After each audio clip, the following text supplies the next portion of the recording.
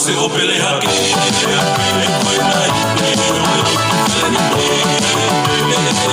Makamai leli waki aka te wale Kiao Makia te koe Isara Kolo se opele hake Koe nai Makamai leli waki aka te wale Kiao Makia te koe Isara Kolo se opele hake Koe nai te Oyo tu feleni te Bebe oi makamai leli waki aka te wale Kiao Makia te koe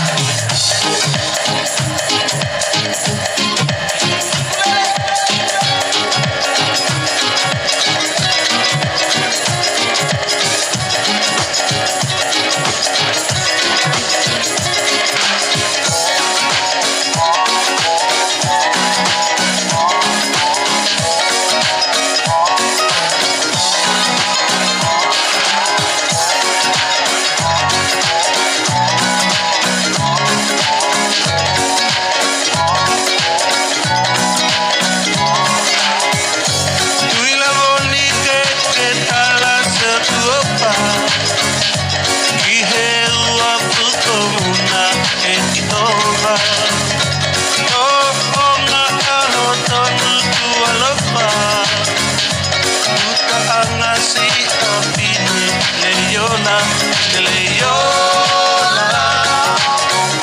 puta anas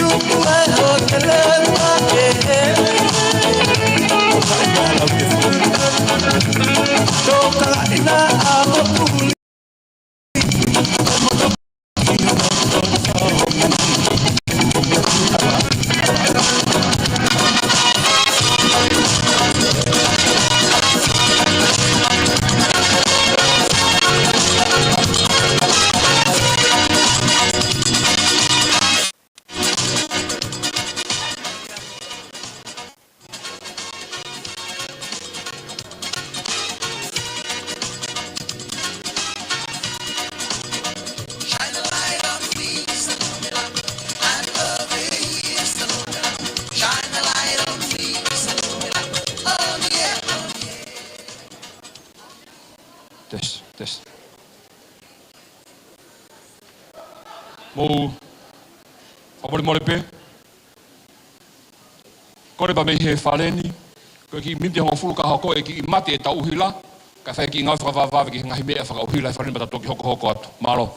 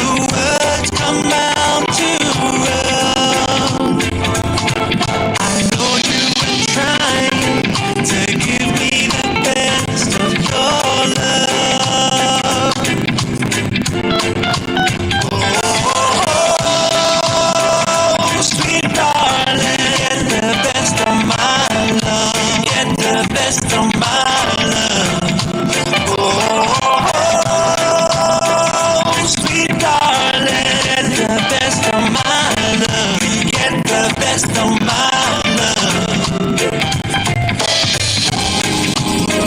I'm going back in time and it's a sweet dream. It was a quiet night and I would be alright if I could go on sleeping. But every morning I wake up and worry what's gonna happen today. Hey, you see it your way and I see it mine, but we both see it slipping away. You know we always had each other, baby. I guess that wasn't enough, but here in my heart I give you the best of my love.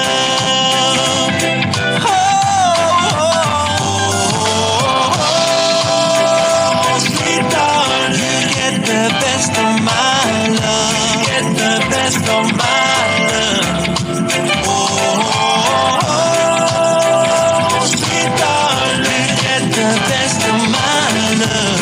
Get the best of my love.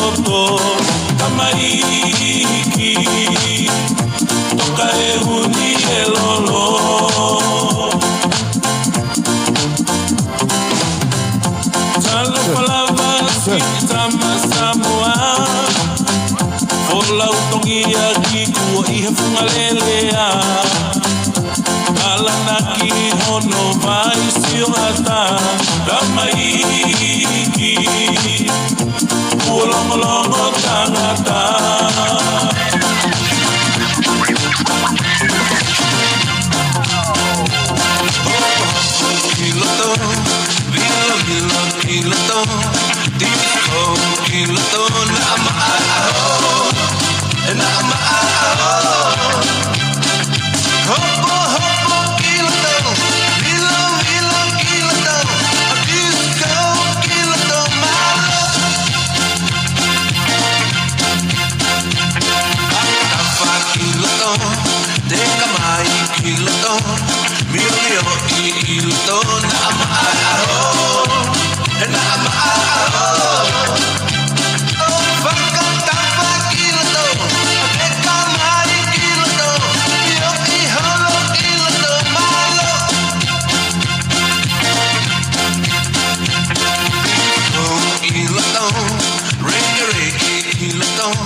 Yes.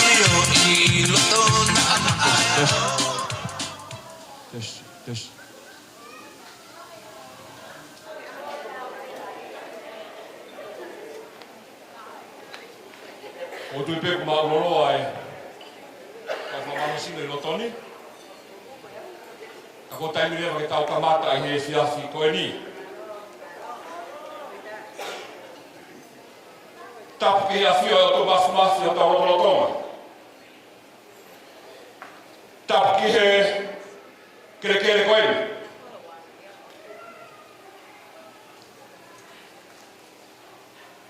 Tapu ki he o whahu. Tapu ki he o lumatua. Isa. Nā pia I Kakala Himoa. E huruni. I he whiohi o tau whai. I he kātoa atuana. Pe keu whakatap. Ki a sola pe hamurangi. Po tau wālolo. I he parai o e whia koe.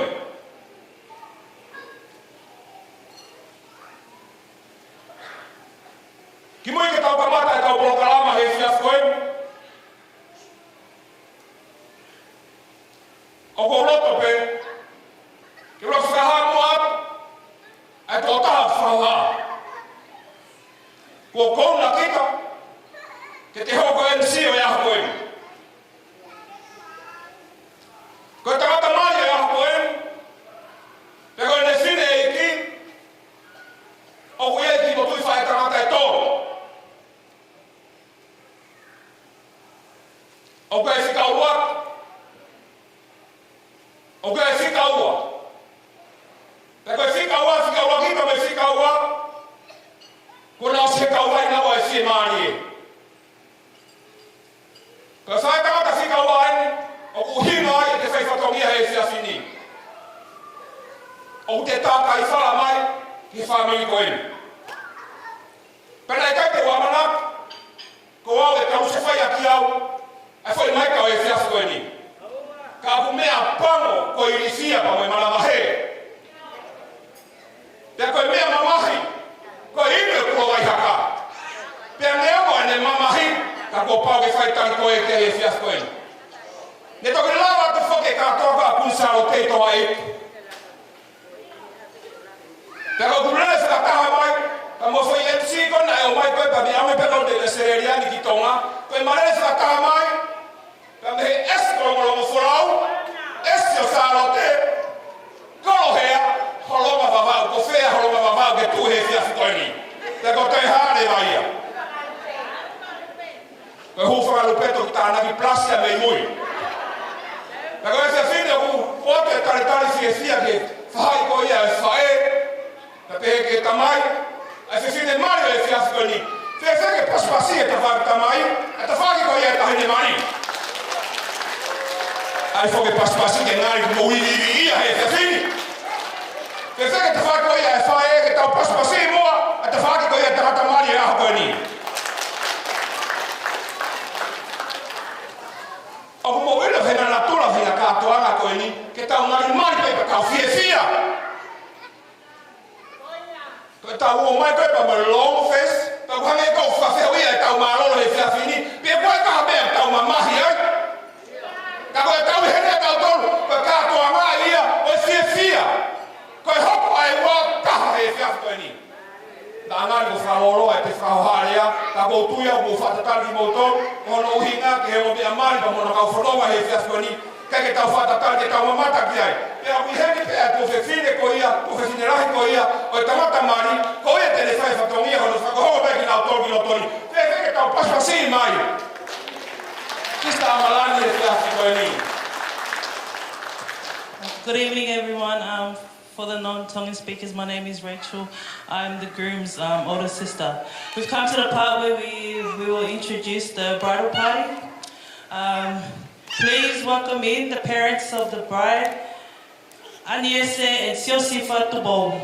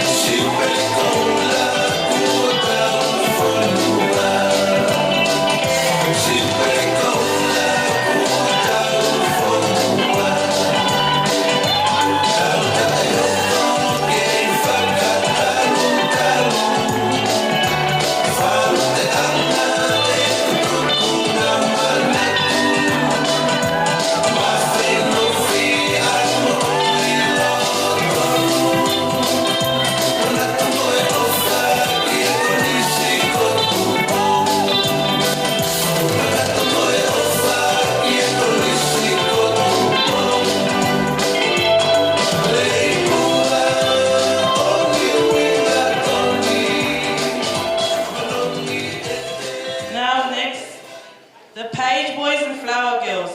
Jean Kainga, Agnese Kainga, Maruhola Halalupe, Leslie and Ciale Wafers, Livinga Junior Fifita, Amelia Puahau, Paula Totavake, Sione Lopetti Tevita, Lisiate Puahau.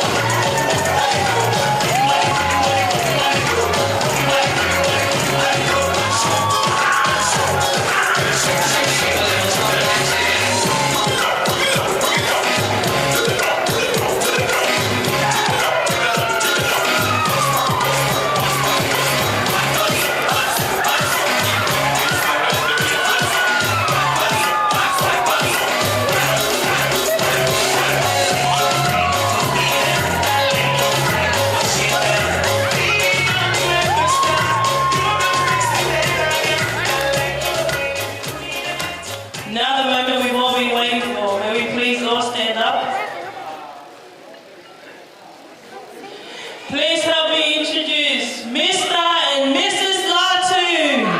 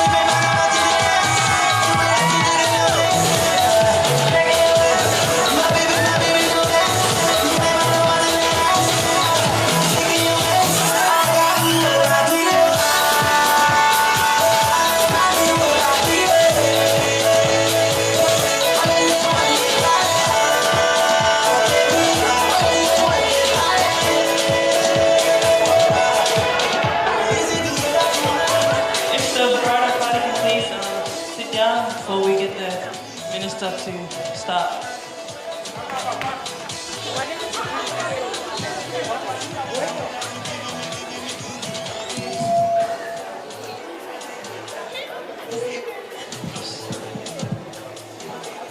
Sorry, right about the party, please. If you can come back down just for a photo.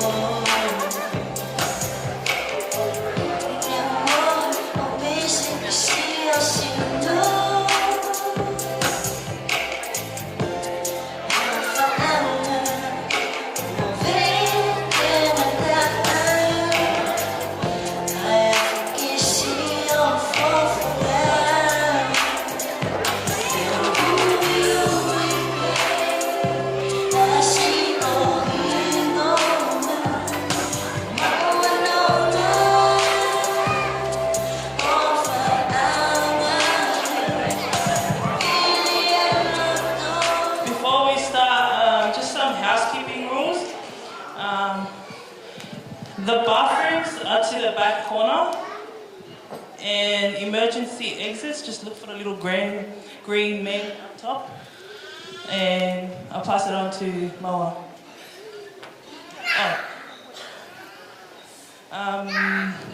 We'd like to invite our Minister Dennis to start off with a prayer.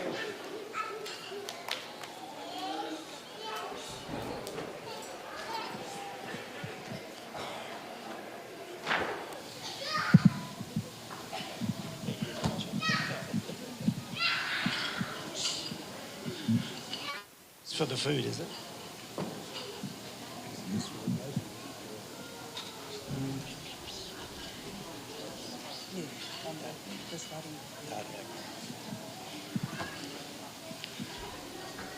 Thank you, Rachel. It's so wonderful to be here and rejoicing in seeing this beautiful couple again today and all the party up here. So we are indeed thankful to the Lord for the vows they took this morning and for the celebrations this evening.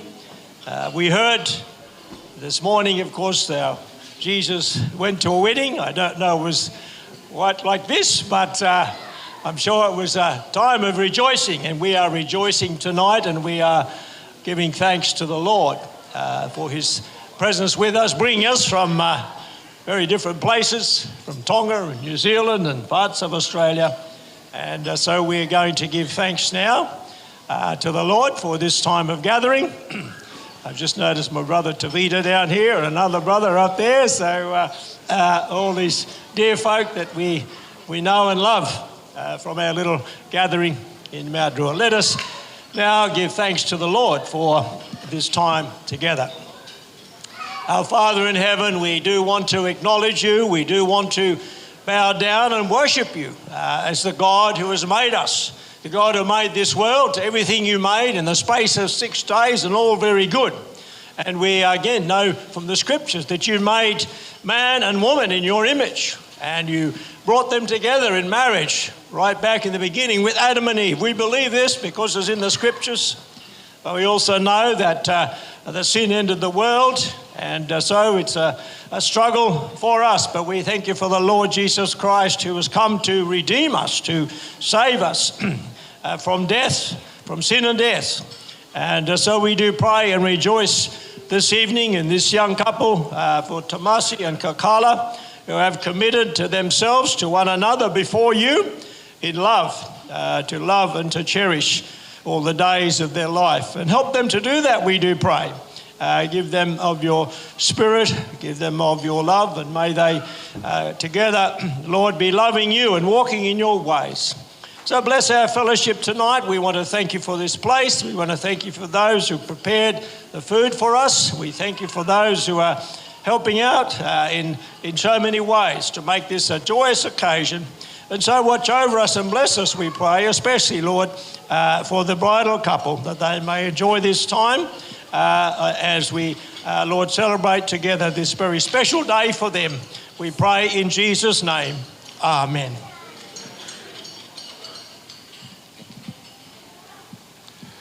Whamalo ki he taura iki ko hinga ko lava ko ia e lot whawhetai pa panot ka mata ko ia e whianga e whiaf ko ni. He keke u te whakaloloa he whainga maari ko ni ko korepe ke pāsange mo ia ki he rea whakawhisi ko ia e tau kātoanga.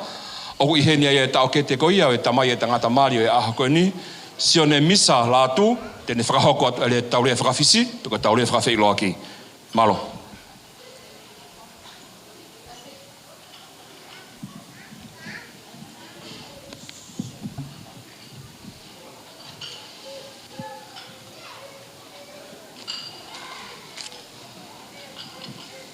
Kore ke o whatapu ke awhia tai hā mai o kua whio tau rotoro tonga. Ke ko whatapu atu. Ki e whongai, ki e tamai, pia mo whae a kakala. Pehe ke a rometi pia mo whinau. Mana whoha ke tō masi. O whamorure ange au. Ko au, ko e tāpuni i hina pē. Toko tā koe nei whai whakakwau ke koe ke lama a hon, ka te utu pē koe tarango fua. Ke tutu ni ko whai, te moto te maure au o kui ngoa so ne misa lātu. Ko urahi au, i a lo peti, tamai a tō masi. Pea ko ki whainga tā ka te au whehuru ngaki e tau no fō. Sorry about Reverend, I can't speak in English, I've never been in school. Ko ia fu whainga tā ka te au ke whai reani, urua ki pē, o whamiri. Ko whapapa ko whai, ko tō tā ko whai ngoa ki a tō masi. Lahi ta haia ia mau tolu. Pa koe ke ilo ipe koe whē hata whaaki te utuu. Te uke whakapapa pē neo ko whoha ake tō mas koe ni. Ka te whakapapa pē. Ko hingoa. Koe lahi ta haia ia te mau tolu. I he whanau a ari wheretu webi lātu pa mo sein lātu. Ko toko honga furu maua. Ko tai ni mi. Mau toi toko hiwa pē.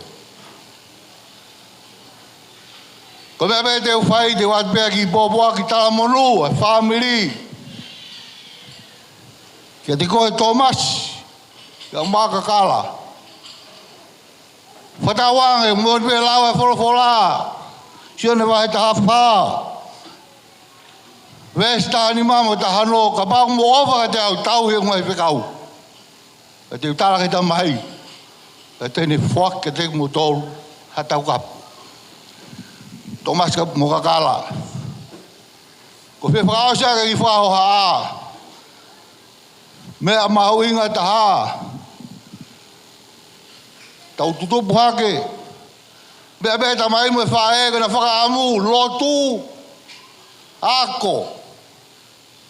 Pe mo a hon. Ko ya ko ta popoa ki ta molu. Ke ko Thomas pe mo Kakala. Mo talango fua ki mo madua. Ka lolo mu ngai a ho. Ko rea whakawhisi koe na e whai me koe whaoha o pen. Ko hinga rea whakawhisi ia mahalo ku whai haki tare sa pate. Ka kua whakahoko mai a ke whakahoko e ahoni. Ko ia ka pāku ata ia ko korepe. Ko nau pe te pire mo e ui pu. Pako hono toe, whamore, ko tainimi utau tahape. Tahape latu, pia mo tupou, na tahape. Ku hoko ta whanau o na pe huakawaki, ke na nofo tau ye o tua, pako ta tahape a hon. Ko ia koe whakawhisi a ko whai, ka whainga maari e, tupe te pire. Ui ke whakafonga e aki. Ai tau hen lewe whaha do tau atu.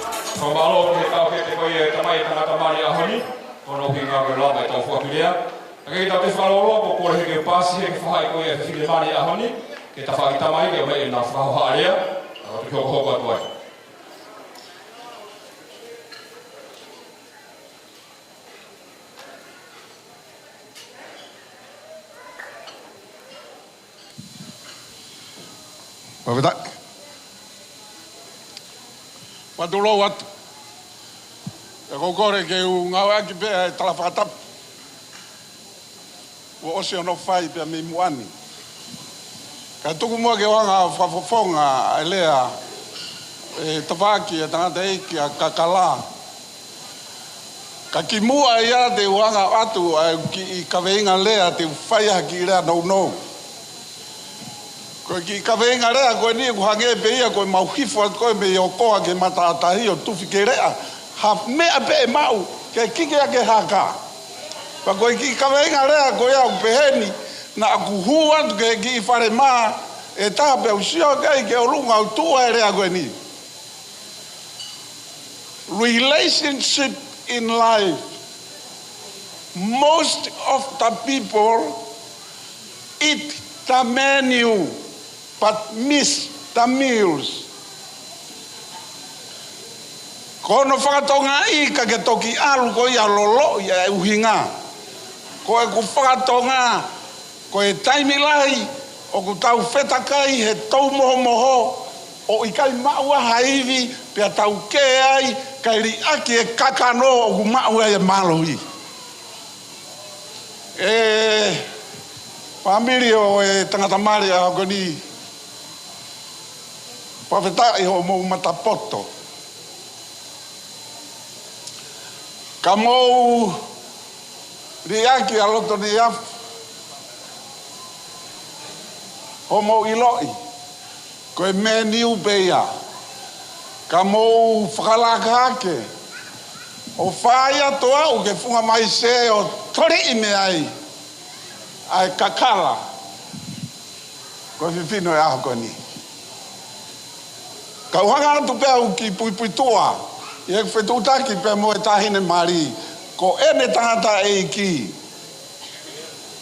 ko e tangata e iki ko e ene tangata e iki pe ko ene kui ko ene whae mo e kutamai ta koto pe ke te ta ko ilo I pe ko aho ko ni ko aho ia ke ure ai o ku ai hono uru motu o pe ko salute atu ko whakapapat ke kainga me hunga ka ku tae fasi he aho ko ni pe mo no tala ku hange pe o ko wongo I ku lai ange ai tae fasi pe me lolo ko tu ko lolo ko to pe heni na wongo I na fut ka u manatu ai au ia ki babau ke rei fai na mo utu kalongalu oua na kura ki mari pe mate o mari pe o mari ua mamae pa betai ko mari tolu ko sisu kalai ka wei ha ka tangata he na ke kumi mari Jesus is enough pau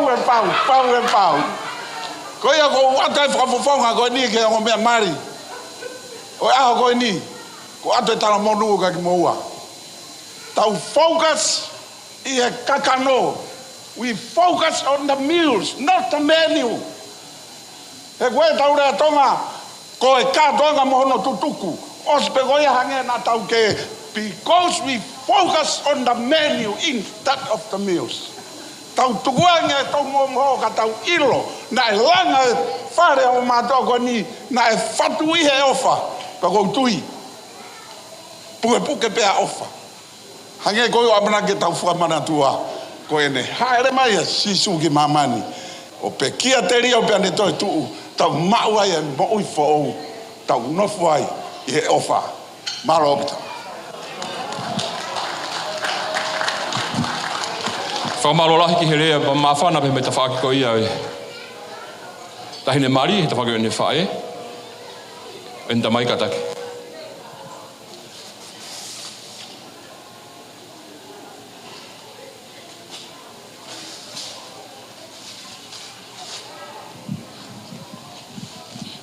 Whakatolo hotu pe. Whakawhetai ki a Sihova. Ahoku lau mali e. Mo ia katoa pe o ku ia te au. Whakawhetai ki hono hoa whaha maoni o ni. E pia o na ngalo ne mea o whafuli pe. Colin ke uhuwha. Atue. Ngai tala whatapu ko osu. Nā whaki me muani. Ka tā. Mo ki tamasi ta iloa koe ni. E whai ki lea. Mai family whae a Kakala.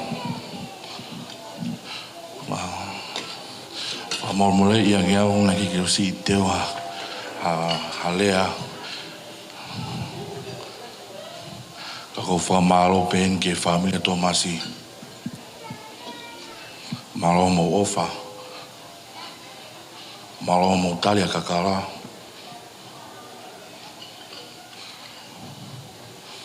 Ko huingoa, ko sione fifita hui. Pea ko kulele mai, me vau nuko nuka,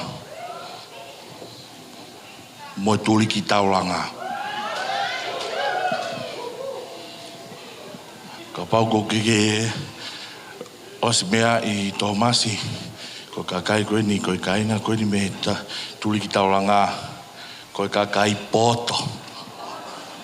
Poto he anga, poto he fō, poto he fufuru peleti, poto he mea katoa. Ka koe mea tau mau I ngā whamiri, koe poto he ofa. Ko huingoa, suan fifita, matau te hina kui mo kakala mo taine mali. Pea ko huingoa, ko o vlahia hi he kui a leata, a kakala.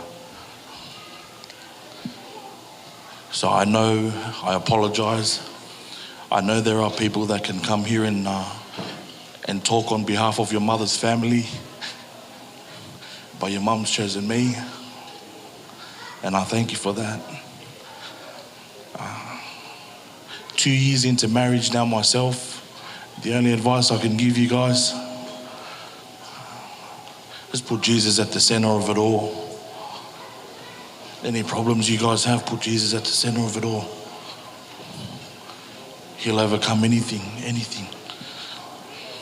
Ko iai, Masi, thank you for loving my sister. Pakapau ia ha'ao, e hiki ai ho ofa, whakafoki mai koe leata ka au. He kai pe fiu o whai leata.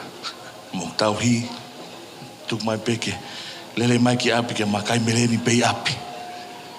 Koe mea pe mau ilo. I want to thank you all, Masi's family, friends. Thank you all for this day.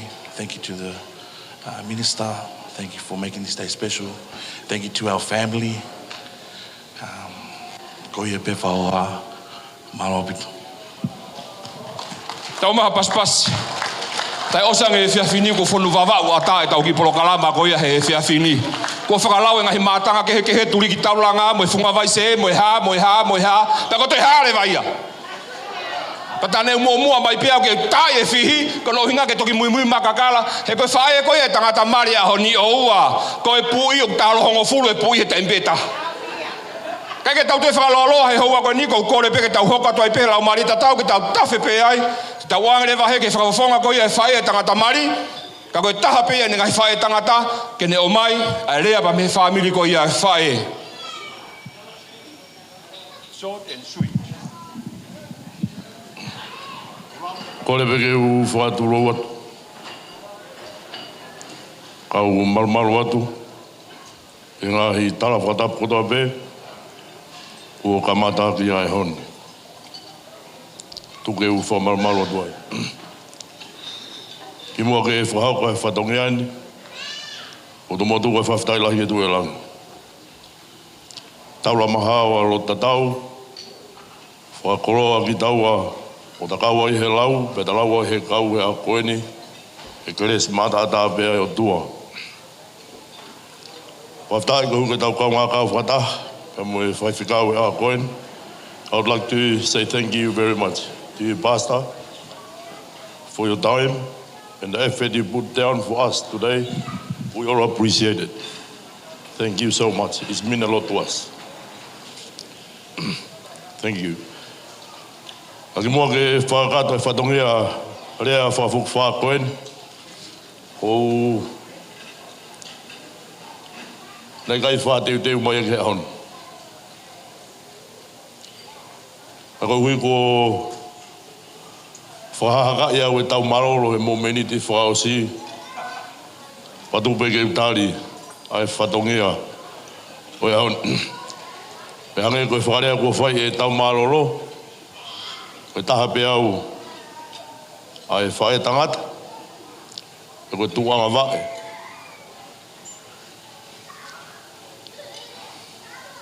o tangata mari o hakoe. Whatongia ku tu o tongia he ahoni. Ue pe lahi taha ia mautoro. E whanau tangata. Ako ne mamao atu ke kawa e taha. O matohe toko ua pe. A mo sisi a deo. Te vita polo nui fi haki. Aki mua ia hange pe koe whakarea nā whai ko tomo whaftai lai ke tue lang. E neo whapa mo e tahui ko whai pa mak tau tolu. O atua e tala monu ka te koe Thomas, ka maa Kakala. Ko hui koe whaamiri fōu e a koen. Pe hange koe rea nā tau toki whanongoa. Ke kamata pe, pe mo e ki. E ngahi, i e whanonga hau mo ui. O whelawat pēa e ki vese taha hen. A me toia sere mai a. Koe waha e ufuru mahiwa, koe ves tātolu, ves pētaha. Pa te mokumi ki a te au, o maawau, o ka pau te mokumi aki, ai kotoa o mouloto. Tomasi ka maa Kakala he aha koen. Tatai maari i wharelotu he ahoni, e ngā i koroa wholofola kotoa pe. Pēo mautui whapapau, nā e tohitongi pē ki moua ia pēo mei manawa. Pēo mo mahino i pēa e mea kotoa pē e whanonga. O pau pē, ke mō kumi ki he eki. Viviri ki ai lorotonga o kune kei ofi, ka ne tofa hala pēo mo moua o kamata ia he ahoni. Not tomorrow, not next week. You have to beginning with the Lord and move on the rest of your life. If you're gonna miss that, you miss a lot. We encourage you guys. I only have one more thing. Jesus is the way and the truth and the life. Not what you're having in your mind. You understand properly what you've done. Sometimes we think we're better. We know in the world everything. But when you forgot the Lord involved in your life, you miss a lot. Hange peko rea nā whai, taimi te mo whakaukau ai ku mo mawai ai poto wheunga, ke mo hoko atu ai whanonga ha mo whamiri pe a ngalo ia tengi moua. Ai otua ai ho mo whanonga. E horofa pēa e whare ia. Whare o kuranga he one e horofa ia. Koe whare o kuranga ia Sihova e tūloa ia o pānga ngā lua taimi. Koe pē koe ariwha pē moe o meka, koe kamata angau, moe ngata anga e mea kotope. Koe ia pē, hange koe laua sere mai a, kumi pē ki ai, kumi pō, kumi aho. Kai owarewa, moa au ke whanua e tala ofa, ko teu pa makatau toru e whanua ko tau whai, tala monua ki hongo whamiri, tawangi he eiko si suklaisi ke toka mātā puak, pone kei oa tuiwi ka te ki mau toru, ke whakakata o tau ngahi whatongi a rewa kauta tau atu.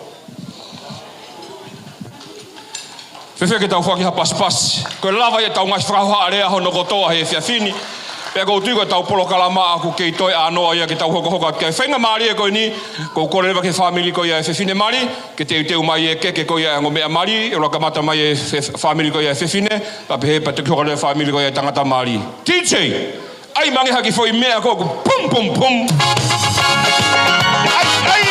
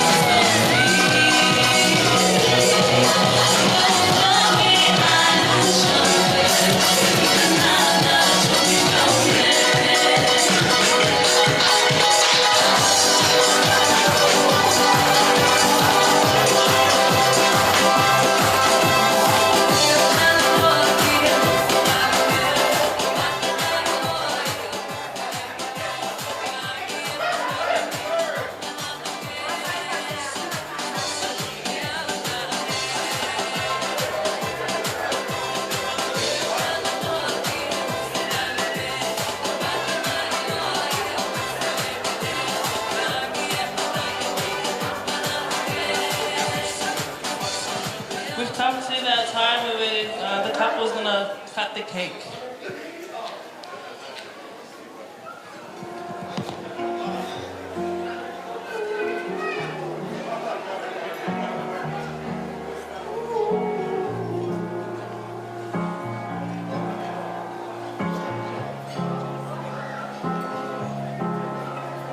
Let's get the party started. See you at the bar, you was hardly talking. That's when I knew that your heart was scarring. Friends to lovers need a part to star in. Like, wait, babe, let me ask you pardon. This ain't Gucci, this is Prada, darling. If you want something, you can ask me, darling. When you start, Okay, we're ready to cut. 1, 2, 3. That's the best thing. Brave lights giving me the red skin. With the babe, I'm electric. Catch up with your boy, I'm dressing. Let me tell you why I'm blessed.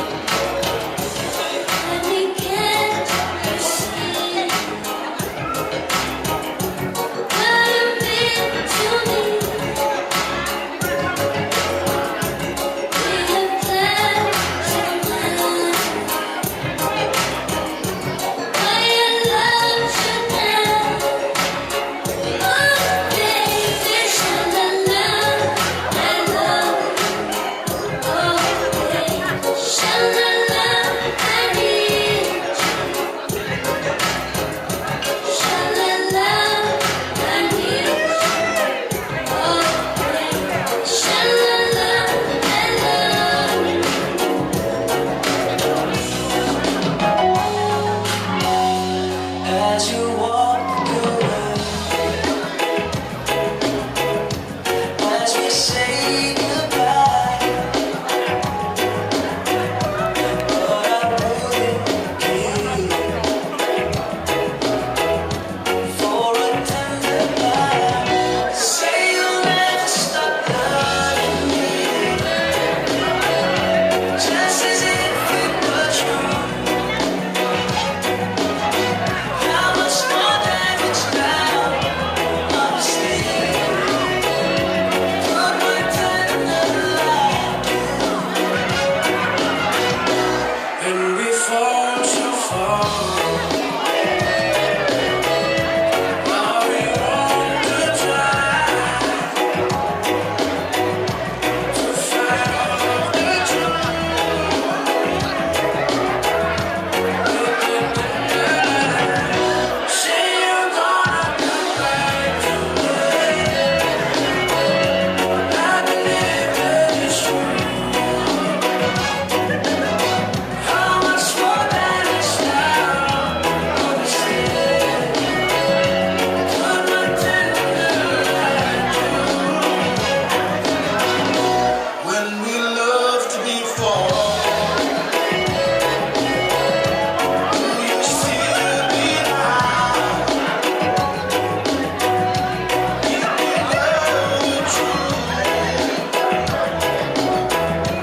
with a tender lie. Say you'll never stop loving me, just as if it were true. How much more damage now, honestly, could my tender lie? Say that you're gonna come back to me, I believe that it's true. How much more damage now, honestly.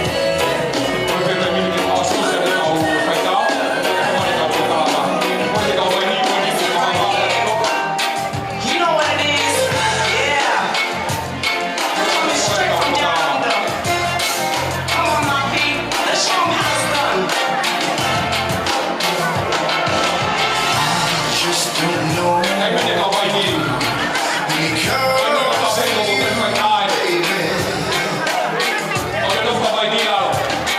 My mind goes crazy and my heart does too, babe. But girl, you know it's true. All I really wanted was you.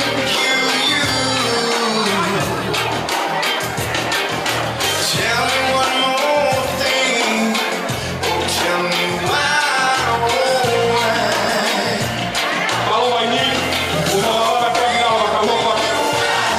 You left me behind and broke this heart of mine. I don't know what to do when it comes to you, baby.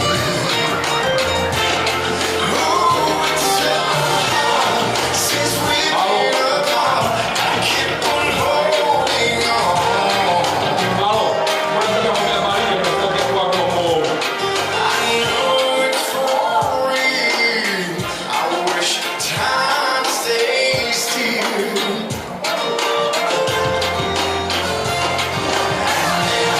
I feel like a fool that's in love with you. Ola vai e tau whaita, e ke mi wharolo ko kore wahi ke whahai koe ai whini mari, e tau hoka tō nau whatongia. Ke.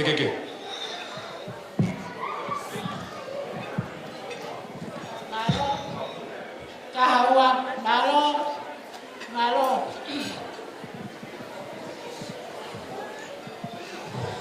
Tapu mo e awhia e o tua maa oni i o tau hahaunga.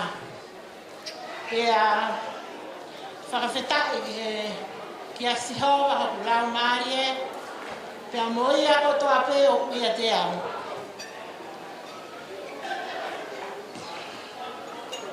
Whakawhetai lahi ki a sihoa koe ne whakataurama mai e tau whanonga, tau wak mai, i e tau ngahi misi, mo i visone na e tuku whanohe me ulu. Pe au sia mai tau whanonga, e aho mo whawhiawhia ko enu.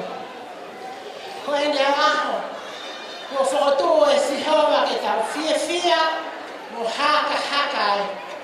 Mo wangi ke tau hilwa mo whawhitai, tau mele pe tau olunga mo whiawhia, i he huafa o sihowa. Ko whakatu loa atu ki he mātanga. Ka mo e aho kātoa ngā. Kau kore ke ngāwe ake whakatapu kakato. Ko osno no whai i aho kātoa ngā ko enu. Pea karangata ia te au e whai ki tu a mamau atu. Kai ata ke whakahoko atu, ki whatongia whakawhae, ki a Kakala Leata, alo ofa, Tupou i aho ko enu. Kai ki mui ke whakahoko ki whatongia,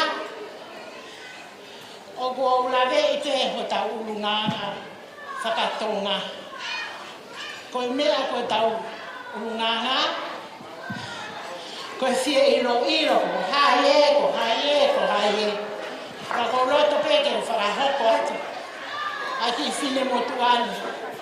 He koe kutu hake, pa peke e ke ku hae ki whine motu a koe, o tu mai he.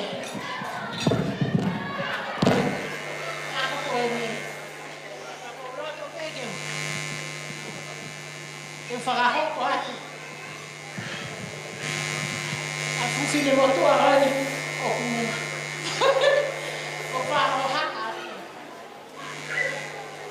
O ku hingoa. Iyo. O ku hingoa. Testing. Testing.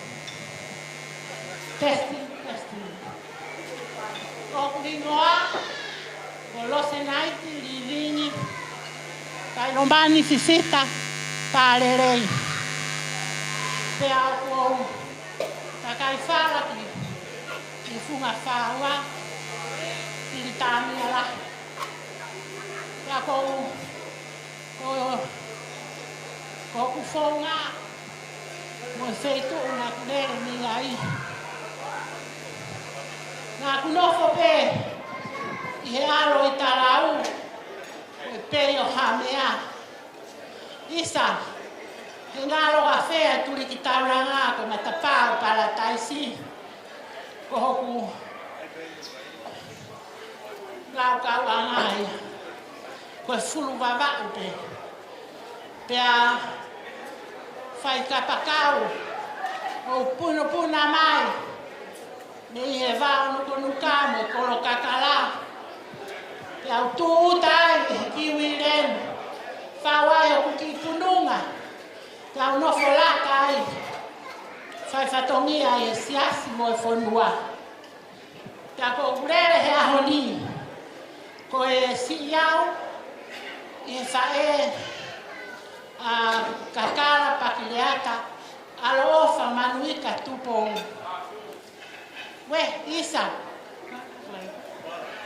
Latu. Ko la pongaro ia te au ko latu. Pea koe kulere mai ndea mo se gatari aki. Mo se hape kaki a vae. Ka koe loto ofa. Pea koe kulere mai peke whai o whatongia. Koe hui ko whatongia. Na e taru hono whanai. Me he kari loa taru me mua. Pea koe kuhau koe ni ke whai o whatongia ki whakaos. Ki tama koe ni. Koe hui koe ma whakaosi e. Pea ku tupu pē. Whanau e toko hiba. Pea koe sisi taha au, fika hiba au e whanau. Pea koe ape ko sido lahi taha. Nia mo sisi ka kua pure asu toko hiba katoa koe ia. Kai tau hoko ke ki whatongia koe ni o ku hau ai ahoni. Koe e whatongia o e keke. Ko e keke, tumuake o e keke, Kakala Pakileata, Alofa, Manuika Tupou Latu. O kuhiki ia, ake, o kufuaki ia me, ono mehiki tanga, o whahuia o Kakala, ko Leata Manuika, ko Pakileata Manuika, ko tumuaki o e keke a Kakala Pakileata, whala o kuhiki aki ia, ai kia tonga whatuwha, mo e whala ua kumi, awhia kia e launima, kia o kuhiki o kufuakia ma Pakileata Manuika. Whamaro lahi atu ka koe Pakileata, o kawaha mai ke tau fia, kia kuiai mo hono ki sila, hono ki umufa, fofonga ati hono ki sila. Tama he tau ki fasi, ka tau dino.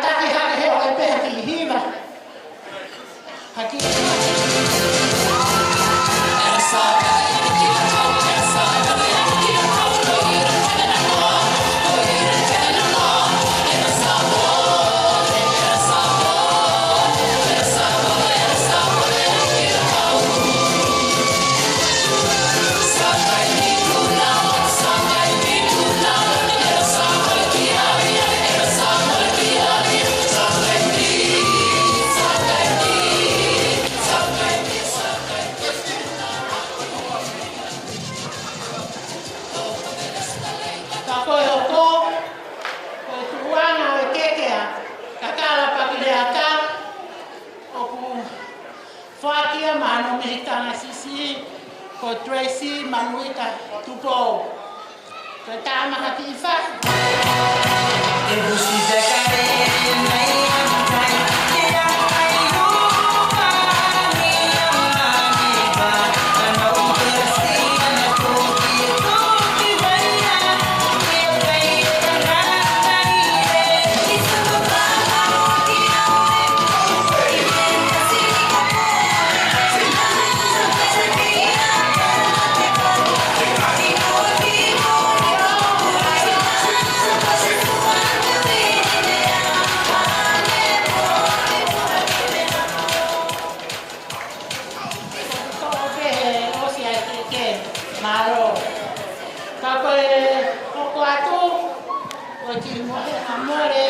Kakala,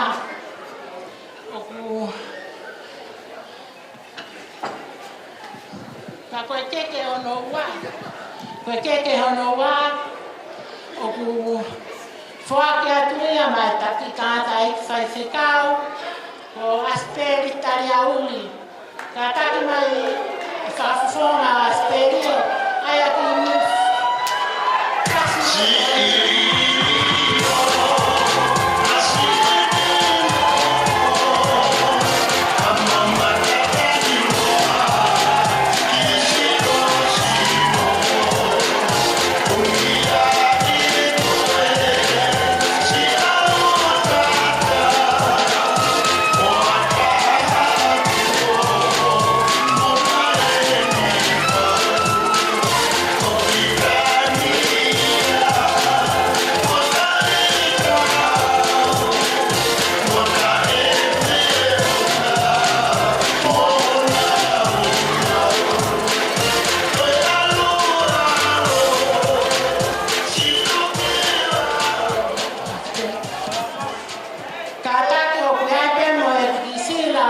ono ua.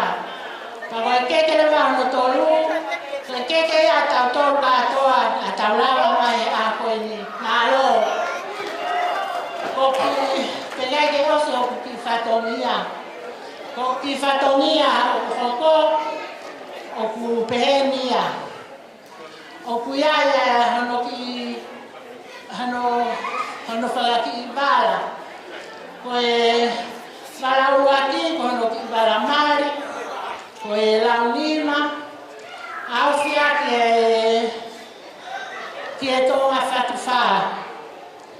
Iai mono ki bala sāpate, koe toka uanoa, au fia ki ono ki fuata a ki e tonga whatuwha. Pea kuiai mono ki bala kai, koe fuatanga, au fia ki ai whatua marere.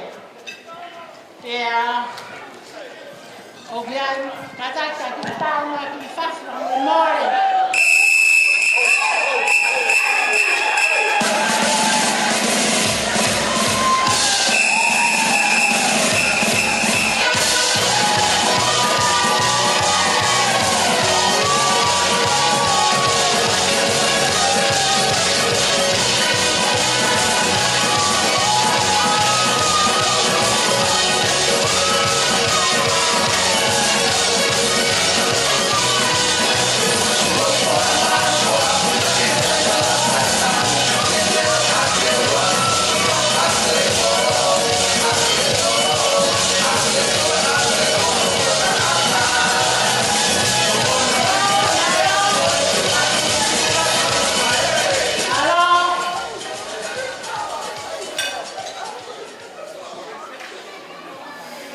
Australia. Malo. Solo le vale mai caffeine.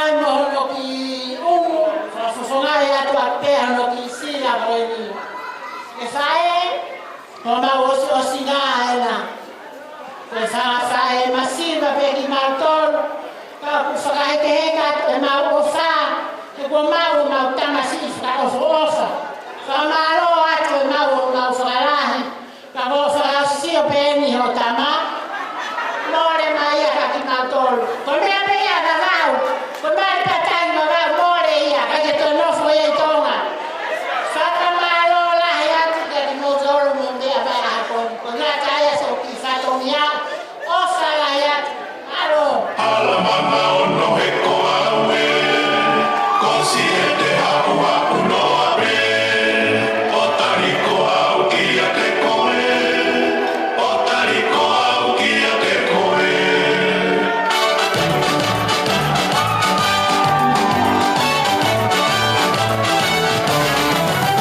Ala mama ono he ko awe ko si e te hapu hapu no abre o tariko au ki a te koe o tariko au ki a te koe o Yahweh tau noa e fumasai o ne ai tangata na e ngari moko e i he wate wate oi kere kere o Yahweh tau noa e fumasai o ne ai tangata na e ngari moko e i he wate wate oi kere kere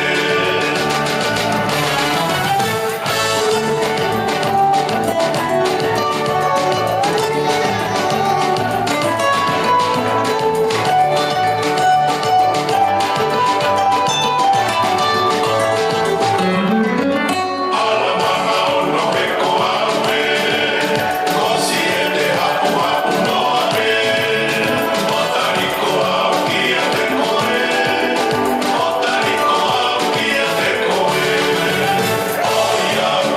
o Yahweh tau noa e fumasai o ne ai tangata na e ngari moko e i he wate wate oi kere kere Ai mai kia alo se mina, alua koe o whakiterina. Mua ke u fa to wat ka togi ai fa togi ai ko ko le fa more aki ka tu pe mua ke fa ka kato ai fa togi ai ke a ko ka tu pe mua ke fa ho ko atu au te ria na u ke a ku inga e mo fo nga ai a ko ku wa ko fina mi plotu fi haki latu ko fai a wa Thomas o goloto pe ke u faka ka kato a fatongi a koeni ko haina ne ilo e ke fa tolo a ke a welani e mo hui o wa ma ki a koeni a weni na ku lotu ko kore ke faka mo hui a ke a koeni fa fetai e mo hui glanta pot kapau e to esi ova e mo hui a pon ko fia ya ko kakato e fia ya on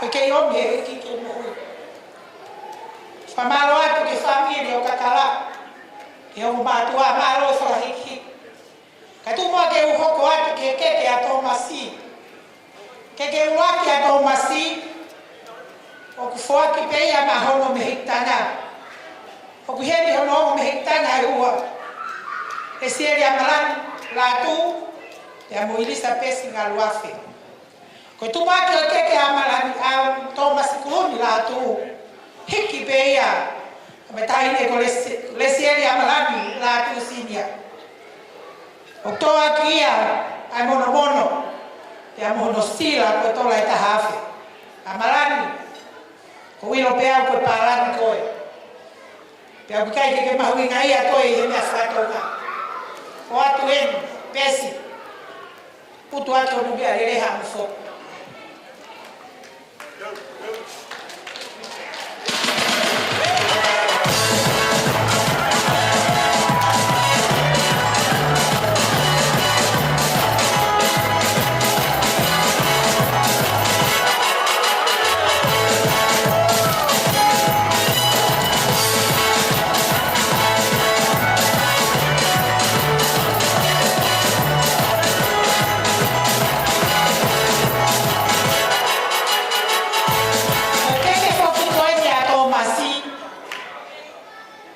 Tawana whatonga pe ke ta whanau tangata.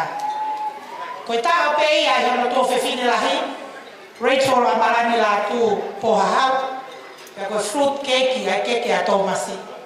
Mai loto pe a marani, ke ne taha e keke a tō masi kuroni. He koe ki tamai o eki koe ni, o koko pe ia ke ne tamai.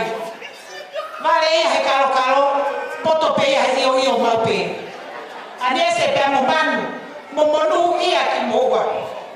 He ko mo to e moa mo mafte fua. Oi ka ke to puke ki ai.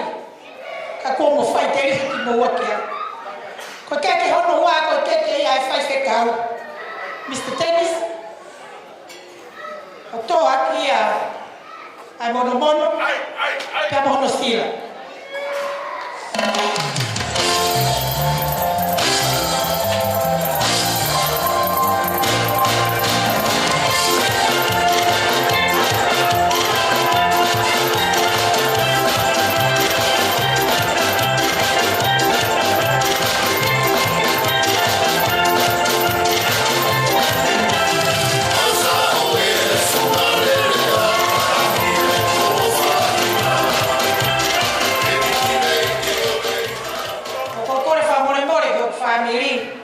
Tukua ke ki mai haka i lewa ke whamiri o lo peto i moana ratu. Keke hono tolu. Koe keke koe a o kou loto ke whakafofo mahi a ki ia. Ae, whauloa o lo peti. Ka koe whahu Alfred Web ratu. O kouka ki a te au. Taimi ko tō peo koko ai haku whatongia. O moha pai. O mo tuta whaatu mai. Ke lamu ki o kufatonia. A koe keke koni o kufaki a kastilesa. Noma. Mere mafi. Ko mere mafi foko whahingo aia. E tō whewhine o ai whereti. O mere mafi. Na ni lava mai pia mi Amerika. Whaki a keke koni ka kumoutoro. Ko le whamore more aka. Ka pau o pikai se unga. To gato pe alo peto whatakato aki. Ka tō aki ia whatahanima. Afia ki ai whatana.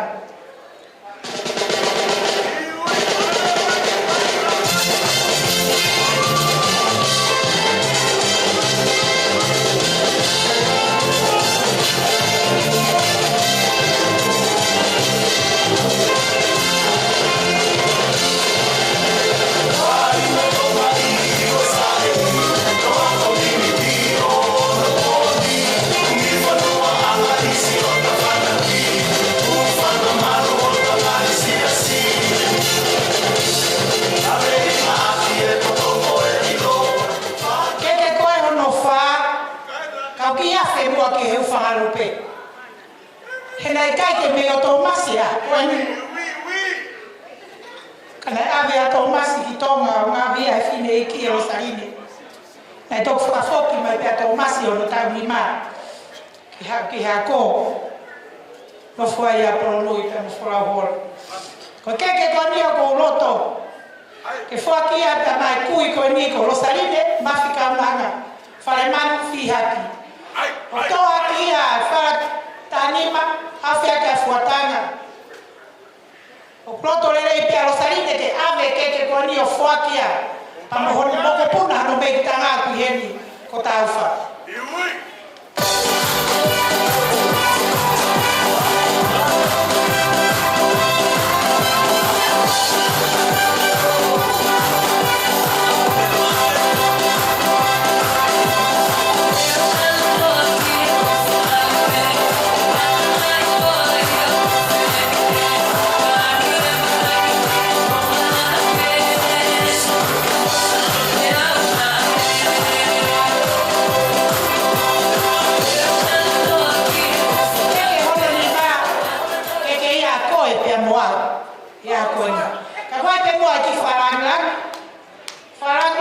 aqui. Fala da anima, a fia que é fuatana. O que foi aqui é para me tamar e a toma assim. Se eu nem me salato.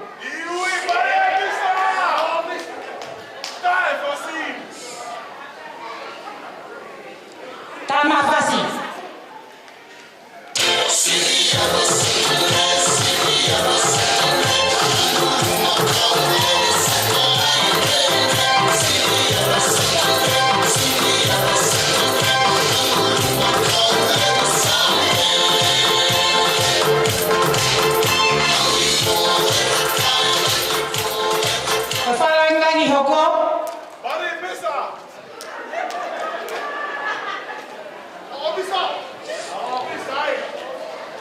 Kau falang lagi hoko. Kau falang lagi aku loto kita ki. Afia ki he.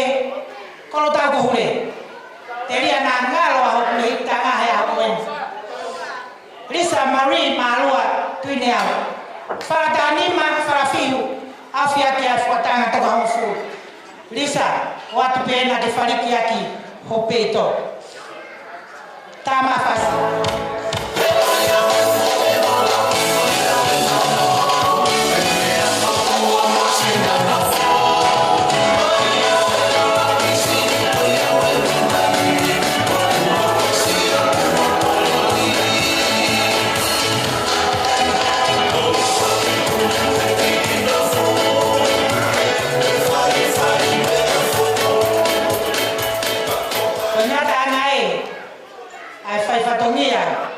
Ai fai masivani kai tu pe mua ke tai to hoko atu ai ke ki mohenga to masi o ku mai e fa e ke foaki ya ko ni to afa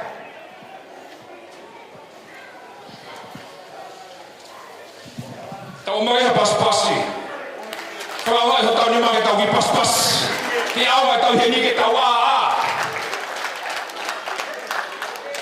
e whainga mai e koni, e whakakato te whatongia ko ia e whae pia ko kona pe e whae a tau maro he whiawhi koni, ke te whakakato te whatongia koni. Pe hange pe whope mea hoku mou lawe i, ke whatongia pe nia hafa whine. Ka wera tau maro wala isia lai koronga i he whiawhi ke tongia mai whatongia. Ka wei whatongia ka tau maro, e ngari pe ko tau maro he kone mea mai, ka me he koro e, tau hi e, tau tui. Kinche, kai manga ki foi faske lolo, kai fe tuku mai ngā au e whae re ki malai, ka hiri ko ia, e te whakahofa, au riki atu ia, ke mō mea mamari e, au mau e mahino, he anga e tau fo, kare na whakatawa.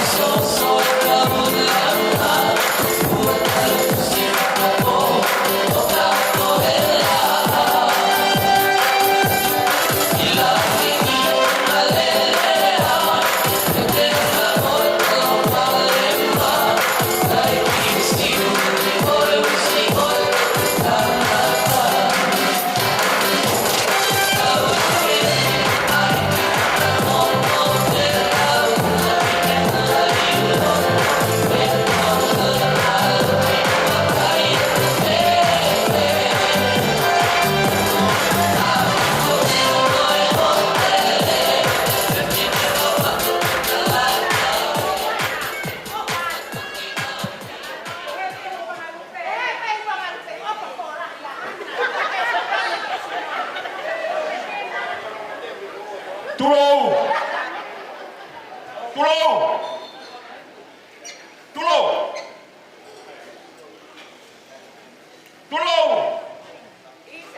Kau hau atu he. Tulou.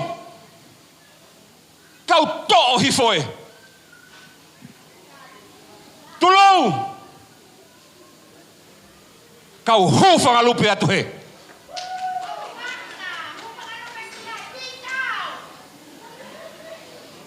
Omi hango fua. Pe omi ke ata. Ke whakakagato. E tau maalolo. Ai whatongia. Oi whae rehe fiafkoin. Isa. Koe fiafi peo e vare ia tama. Heko hoko uruaki manawa.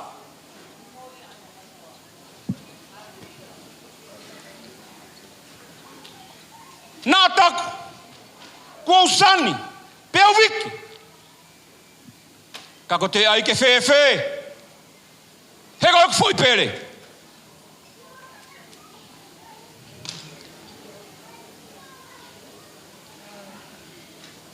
Ka ki lau wewe.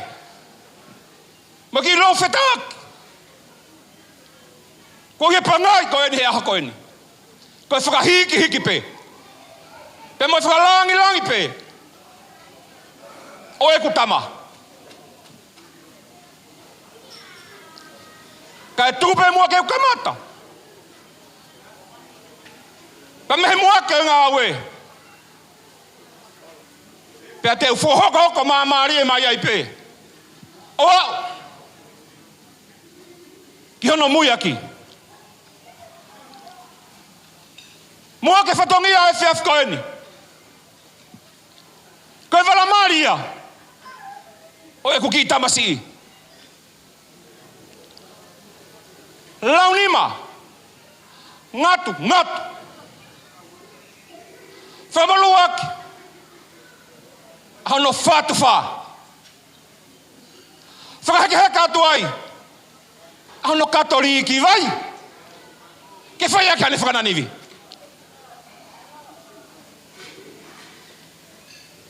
Ua e whatongia.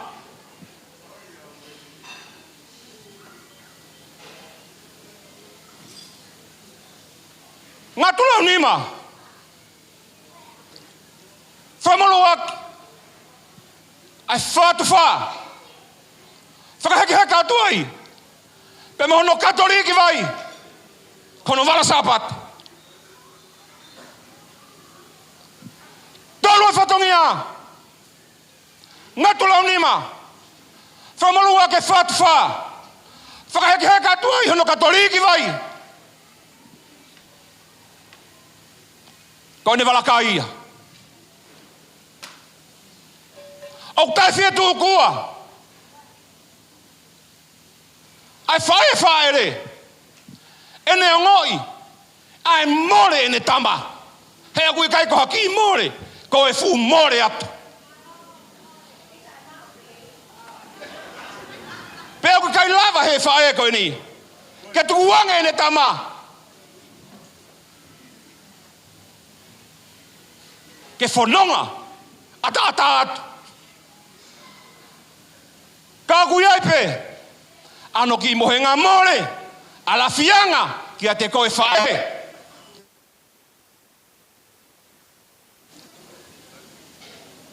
Mohenga more to masi e whiawhi koe ni. Whala uango kumi. Whala uanoa. Whala uofulu. Whala te kumi maanima. Whala tahanima. Whakamoluak. Ano whātu walu. Iai mono ki katoliki vai. Pea kua uloto pea e whae rehe whiawhi koe ni. Ke tau pe mua mohano kui pui. Pea ko hono pui. Koe whātu whā. Pea mo ngahi mea papalango nuk muwa kai me kai mala he whiawhi ni. Koe filo pea e whae re. Hanga pe whae re. Teu I penga I mea paparangi ko ni ke kafu pe le tama ke au ke ma fana le lei au pito. Lova kotoa atu. Kotoa. Whakataha mo vaini, nuku, mo longo teme mo fola. Lova kotoa atu ki mautolu. Whakataha mo tau maalolo he fiafi ko ni. Lova kotoa atu mo foa, mo fefua. O atu kotoa ki mautolu, kotoa whakalahi aki. Eki whai whatongia o he fiafi ko ni. Whakamore atu. Na taku. Ko te sani e fiafi ko ni, kai tu e whewhe. A e ku vare he tama. Pea ko hoku osi ngā maari e kotoa ena e fiafini. O atu ia pa mai whae re.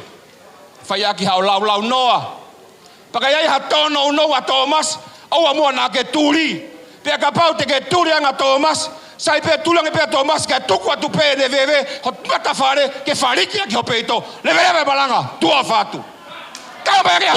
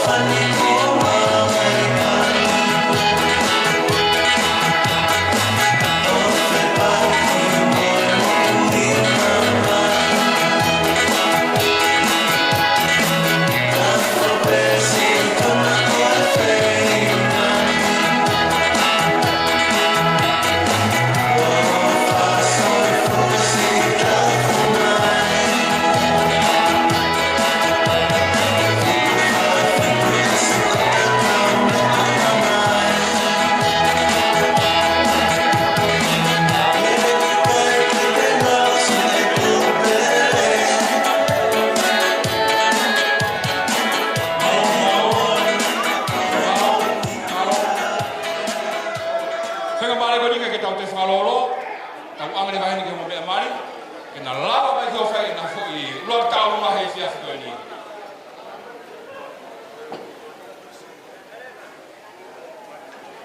ko le ke kata ki ko to ai ta mai fa nau ko hinga ke na hi ne na ko te malai te ria na a puho ya fia ki e fia ke ta paspasi mai ta o ta mai ki ko ya fia fo ni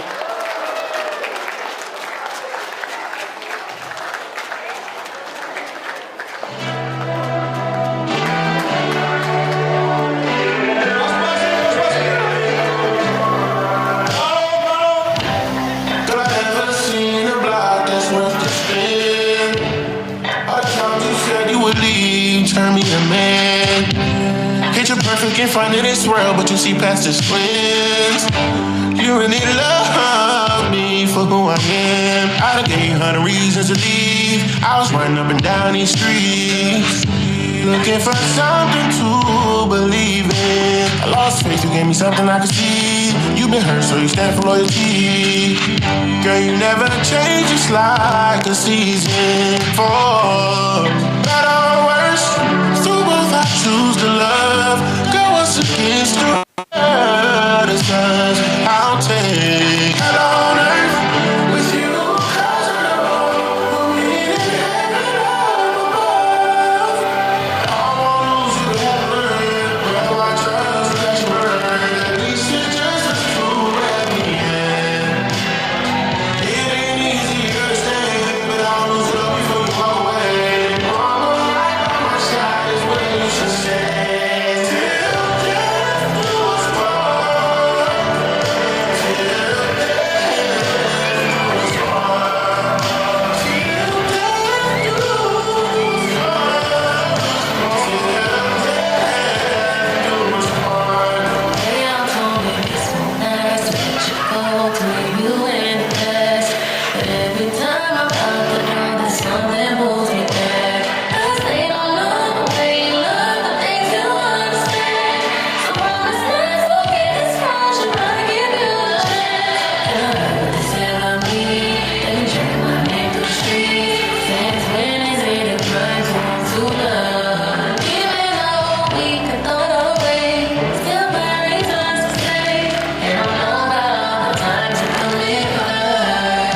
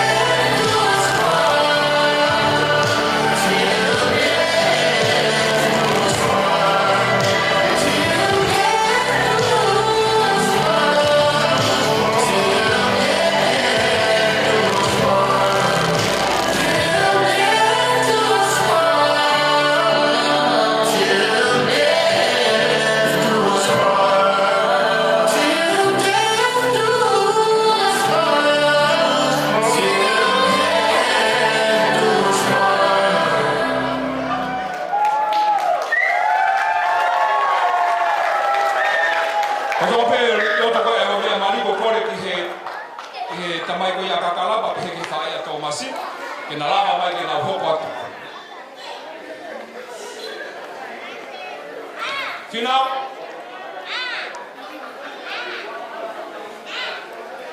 pa pe ki tamai ko ya kakala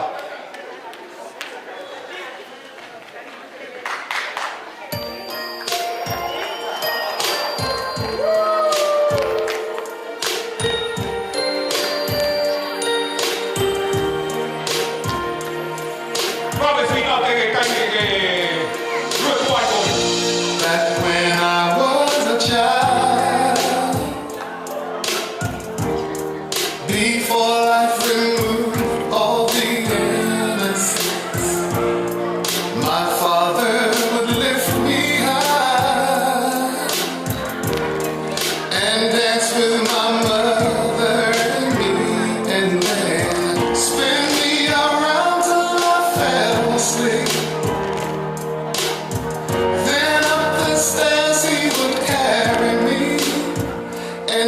knew for sure I was loved. If I could get another chance, another walk, another dance with him, I'd play a song that would never, ever end. How I'd love to dance with my father again.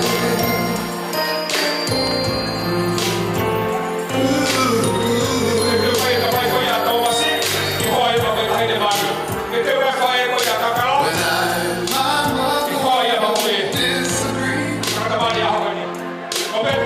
to get my way I would run from her to him. He'd make me laugh just to comfort me, yeah. Then finally make me do just what my mama said. Later that night when I was asleep, he left another under my sheet. Never dreamed that he would be gone from me. If I could steal one final glance, one final step, one final dance with him, I'd play a song that would never end. 'Cause I'd love to dance with my father again. Sometimes I listen outside the door. Tafuaka pas-pas. Dia lah yang siap ni. Malu kita mau, baik. Fok baik kamu. Saya mari kau ni tahu apa kan dia tahu program kengahi. Maafana he siap ni. Tapi maafana pilih tahu si ya umai. Tapi dia tahu maafana tahu betul lagi kau ya sini mari, tapi kita kata mari. Essa roupa vai bem quando não essa roupa que esse ascani. Eu tá falando esse ascani, o tal o homem ia, mas ferro coia, o Kakala, ele tá falando essa fiesia coia esse ascani.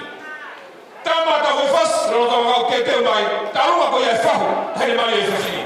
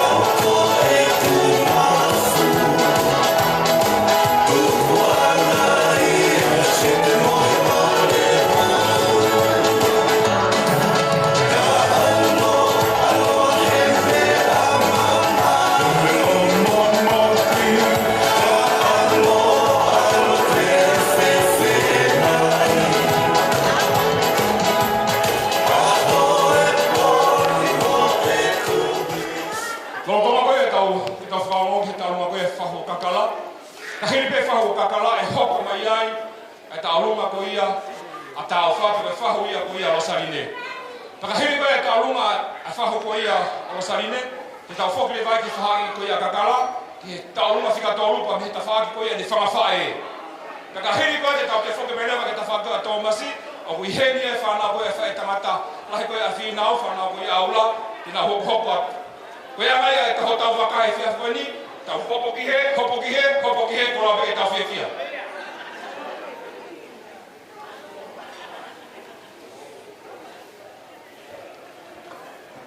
Malo, whamalo atu he whaipol kalama, i he whainga maali e ko omi mo mautolu he whiaf koe ni. Te kei ke whakahoko atu ho mau whatongia, tuku mua ke u whangatu. He ngai tala whakatapu kakato ko toa pe, mo ka mata aki ai aho mahu inga koe ni.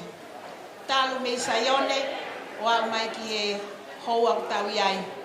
Pang tau whawhetai, aho pe o whawhetai, aho e whakamalo mo e tuku koloria. Tau mai ana tau lawe kame loa te tau wau sia. E o na tau amanaki ki ai pe tau lotu ki ai. Ana e ai e whatua merie, pe na e toi ai pe mo la au e whakatua tamaki. Na lahi ngai whai ngata a. Ka he tau whakakakato e whiaf koe ni, tau whawhetai ai pe tau whakamalo ai. Malo mo ai ofa e tamai he van. Koe ki whawhiewhia koe ni. O kou kore ke mo whakamore more pe. Nā kia hao amanaki mai. Koe whahueni e tahine ko kakala. Pea te kia ke whakahoko atu ai whatongia. Nā kuia i hawhiwhiri ko hai whini motua o ku longo a. Tupe mua ke whakaha atu ai lewa. Koe whini motua koni o whakahoha a mo longo a atu koe ni. Koe pui anga pe au kakala. Ko wongo i he ahoni. Tau manatu ki whai toka. Whia pia mama uia. Ka e afo e te a uia. Uhinga e putu uhake. Na ilo ane. Kutau ngata pe i vai ni. A uange ki malapo. Ka koe whia anga e whini motua koe ni. Uhinga e whia. Ke whakaha atu. Tuku ae oia ki mamau. Tau ngata pe tatori tonga tapu. Tape ai lava mai ai. Tangata eki koe ni. O fua whatongia. He afo e te au. Pea nai hoko ia pe tangata i whanua e afo e te au. Uhinga ia ko whakakoloa ai ai whiaf koe ni. E whia.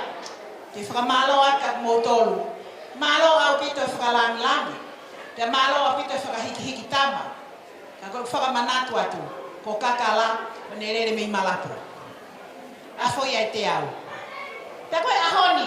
Tau whakawhetai. Te tau vai ni mo malapo o taha ia he ahoni. Ka pao ke te pehe koe ko hato e kolokehe. Ka taki ko whakamaloki atu. Tau whakakato e tau tolu vai ni mo malapo he ahoni.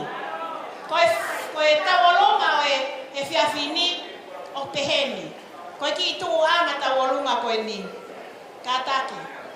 Taka ia fuaki atu. Fuaki kakato. Nea kotoa pe mai whae re. A kakala. Malo au pito si tauhitami. Ia malo au pito fua whatongia. Koe ki teki teki. Tupeke i pūre au. Koe ki teki teki. Kore atu ki he whahu kakala. Mea mai o huia. Ange ke ni matou masi.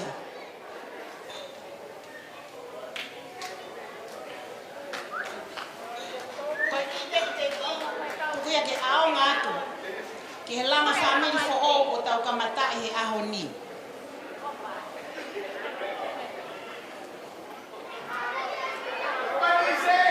Ke neonga oe. Ki kakao me nai whai me funga afo e te ao. Whakakakato ake a whatongia koe nisi ngahi tamaia. Kakala. Ka kou whawhetai ke he ki. Tomasi. Tuku atu nā aonga pe. Ke langa a whamiri fo o ko mo whai. Kapau kai ke se uma. More yang e ki mato.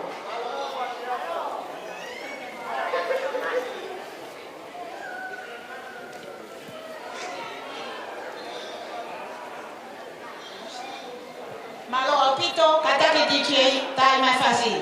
Kataki to o te fatomea ko ni tai tai. Malo.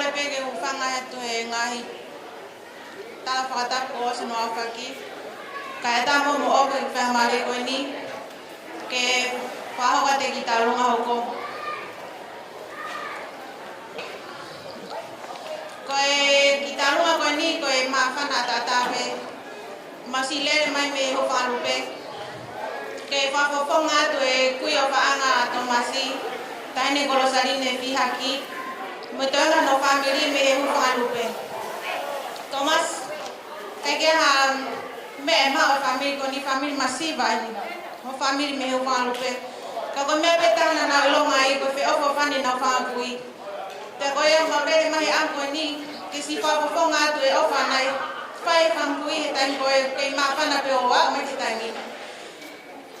Ko lere mai me matala manua ke te koe tō mas malo whapoto e ahoni. Ofa ke kawe e kia mo whau whamil fo ou. Ke mo mau whamil fo ou fia mo manu ia he ka una. Koe kei te whaloloa mo ki bebe koni ku tukati mua koe mo ki te tantalunga koe ki tola petan. Mau loto pe ke whak pe ia mai whae le tō masi malo e tau whanau whau ofa whinau. Mau fia kapang mau fia mato ia honi wanoa ai koe. Koe ai ko kore pika whinau ila mai mo mua o mau ati ki te masi vai mau talunga. Malo toa whak. Laka ke wawe, kapau tue pa waiau. Ko hire ka olunga ka nipa e hoko mai lewa, a whawhae koe a kakala. Ka hire koe ia e hoko mai e whanau koe a ula. Ka hae na whae tangata koe ia a whinau. Ka ko mau e whasi, ka ki hip hip, mot mai te ia.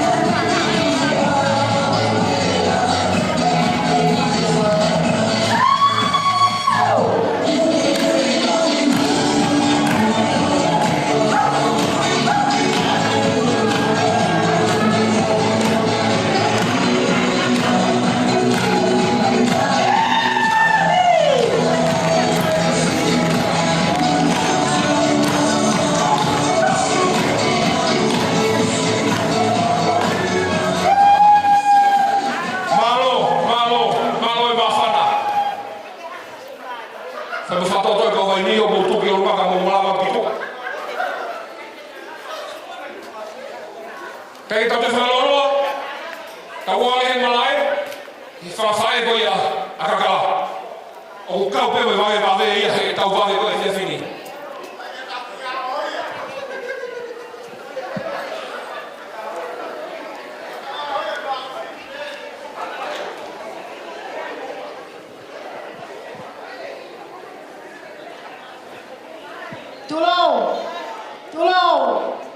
Tulou kausani mo viki ai matapao parataisi. O kutala he kaumesi a miti, o kumakehe atuia me he pasifiki. Ko whawhetaki e ki he hoa koe ni,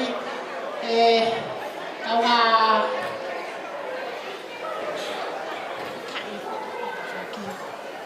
ka whaataha e whiaf koe ni he maalari, ka toangari o ki family for koe ni.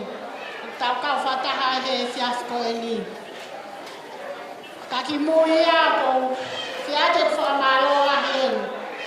Se fia ke o whawhetaia whinau o kou te mapeke o whaia te whamalo o hounga i a lahi mooni o kuroto he whiaf koe ni ho ofa. Moho o i oa o kuaurane ai he whiaf koe ni. Te a tape a ai te māku whiri. Koe ki hina lolo ala pasita koe ni na mauhanga o whai hono whakasansani. Te a eko mo mea i te alama mato o tō maso whai e ki hina lolo koe ni to o atu me o pauloto whare. Kia mau fia pehe mau ilo la tono e mau fili. Tau e kunofo mo i whakaamu. Ke u iai hataha au whanga e ku whanki whana auni. Ke nau tarai whana atu ki he whaione one. E uhi koe whanki whinu mātua whare ki mau tōne he lālanga. Aho koe ni mau mausioa e mau wakai ki he matai lālanga ai singai whae a tō masi. A whetai ki he ki e ofa. A whetai whaarangari. A whetai whaarahi no mau ki whamiri. A tau pe mo whamiri. Mau whewhia peke ate mau ki popoa ki anai whae. E o mātua koe ni ki a Pakleata. He fiaf koe ni o neti veso mau atu ake anai whae ka te koe Pakleata. Ko paloveape wa he tau taha ves tau noa pehe. Koe mata le leo. Ki kai whai wharara ea ki ai. Koe haha. Koe hoi fua koe mea whaha morofia. Ka koe whewhine gogo a pasia ki a sihova. Koe eni a whamaroia. Pakleata, alu, pake alu mo eiki. Pake alu o whai hamea ke mau. Fia e singa whae, hare koe mea ngai whatatalai whare kia te koe. Ka kaea si tōno unoa ki o whewhine koe ni, au kore whakamore koe vare pea whanau. Ki fia koe ni koe si whanaki te hina peo Pakleata, ngau fia e kau pe, fia, e umi koe si hongoia ki te hina koe ni. Aku mau kore pe Pakleata, a more mea mai, o tō e ki teki, ngā aonga ki whiaia ki hamoki upa iti. Homo whanonga koe, e hopo atu homo whanonga. Peko ki tuanga koe ni, o kou kore pehen koe ki whae tangata pe ia, o asi mai a koe ni na whae huki, o kore whamore koe ki tuanga koe ni a retu mai hoa oe ki whae koe ni a hantere koe ki malo o hene fie homo mai he aha koe ni ke hoko koe whae huki he fiaf koe ni. Sae koe kore pe ke tāmai tau malolo whamore atu o ilo peau ke fie ka aku mau kei aku mau kau ngā puno koe hui koe taha he whae o tau malolo e pohea, o silo tonga toka he ano toka anga. O ia mau fia me, mau omoi, ai ka tau koko. O ia mau kore ke tā mai e whasi, kia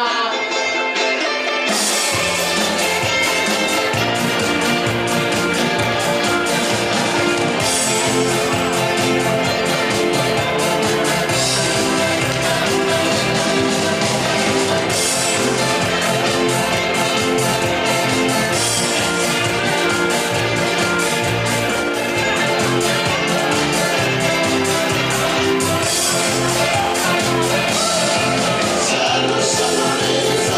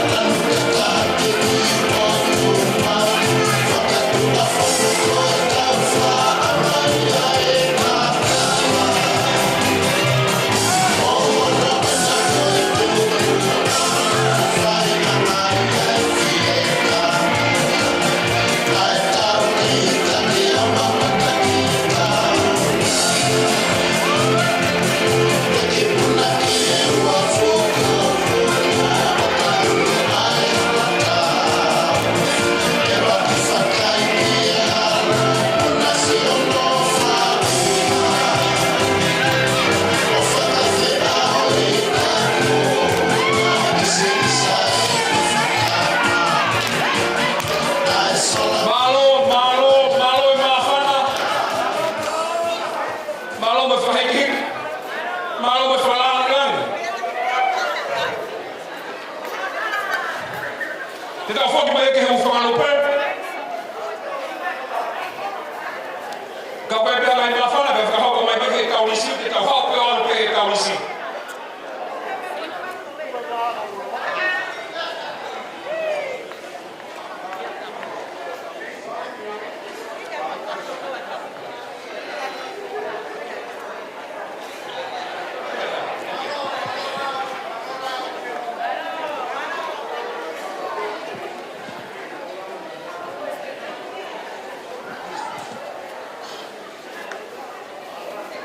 Tapu mo a fio e toa mafi, ko kokore ka hufanga atu, he tala whakatapu ko toa pē, ko ka mata aki e katoanga whakawhiawhiani.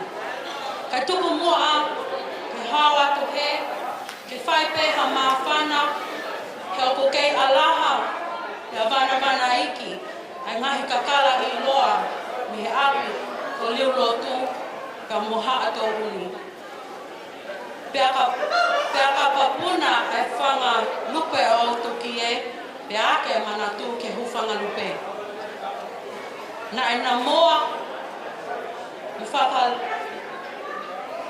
lunga ki he kari loa whana, ke mauilo e anga e nofo a kainga.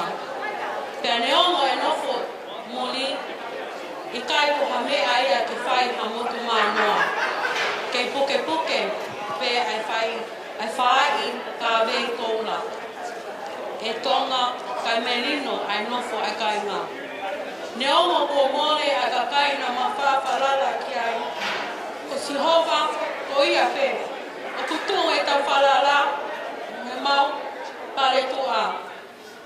Ko ki whakawhiawhia I houani. Ko tālunga e whanau whangamoko puna. Solea siula whale manu. Sione tūlau, whare manu, whae tangata a whinau, ko whae a tangata mali o e ahoni. Whinau, ne ato e ke mau tolu I mau tamai, ke mau ino ho mau tu anga, koe tofunanga, koe whamili, koe ahoni, ko malele mai ki whakaloaloa no atu, moi manatu ki whae toka. Pa kokore atu ka te koe whinau, ka taki mai, o hui e teki, mo tuanga e tahine tālunga. Whaake atu ia maa koe whinau, mo e mau ofa, mo e tala monua, ki te pau whamini, o e ahoni, lewa, whakahoha.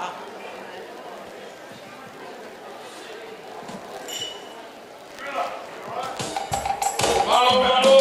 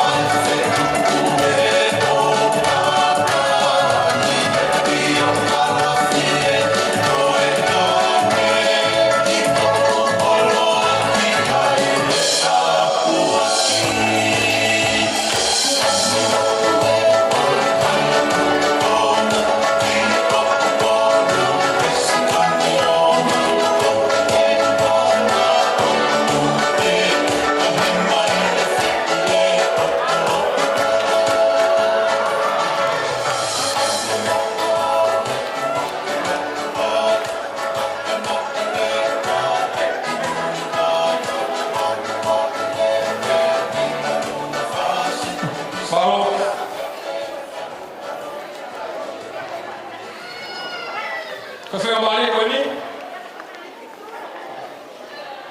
Ki ta wange ia ki he whamiri tamai koe a whinau.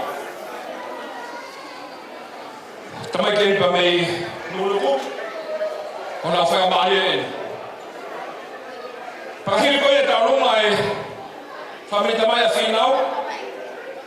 E hoko mai e whanai na mutu ko ia, e kaka mari a hoko ni. Whanawa e mau e whanawa a malani.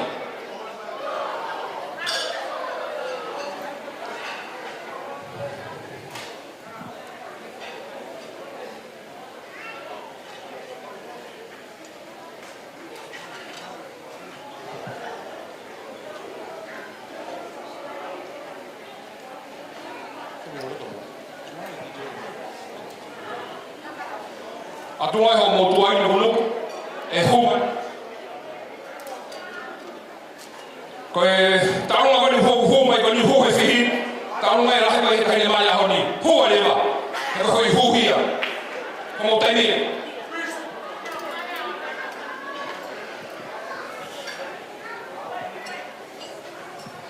Tau wa tai ge ko tege o ni mo le mo tu ke mau paman malo te pe mai tal fata pe go no mo aki ai ata be mo to ke mau ko ma fana o ko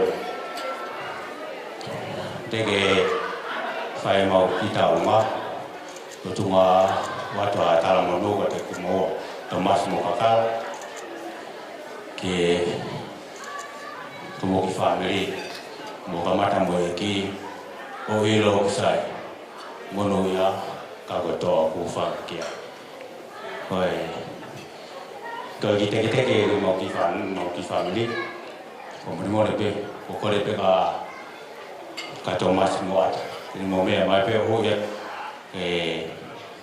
para la ko mo utu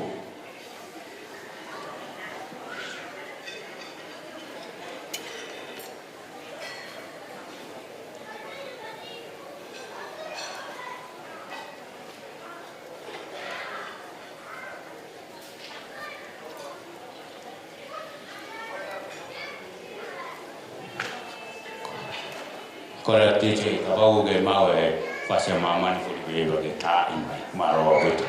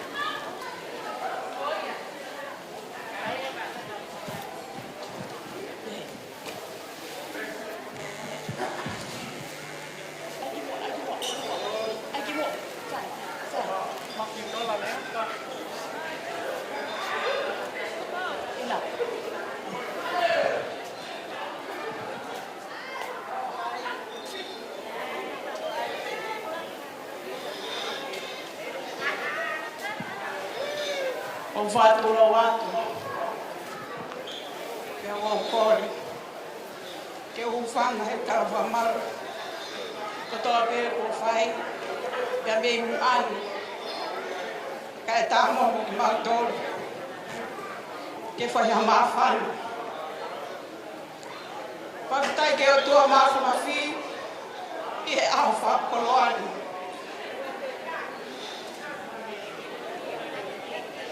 Tala monu watu.